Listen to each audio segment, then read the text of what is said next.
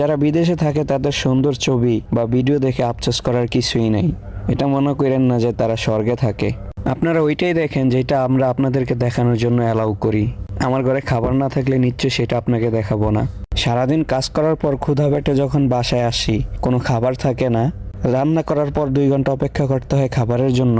এই কষ্টটা শুধু তারাই বোঝে যারা বিদেশে থাকে। আর যারা দেশে প্রিন্সের জীবনটাকে রেখে বিদেশে আসে, বাস্তবতার সম্মুখীন হয়, তখন তারাই হারে হারে টের পায়। আর যারা বিদেশে থাকে তাদের যে কি কষ্ট, সারাদিন ঘরে বাইরে কাজ করতে হয়, এটা আপনাকে বোঝানো সম্ভব না। আপনি যতক্ষণ পর্যন্ত বিদেশ না আসবেন ততক্ষণ পর্যন্ত আপনাকে বোঝানো সম্ভব না। আর সারা সপ্তাহ আপনি ঘরে বাইরে কামলা দেওয়ার পর উইকেন্ডে যখন একদিন আপনি ঘুরতে যাবেন, ওই একটা ছবি বা একটা ভিডিও দেখার পরে মানুষ ভাবে, বাহ, উনি তো স্বর্গে আছে, অনেক সুখ, অনেক শান্তি, একটা প্রিন্সের জীবন।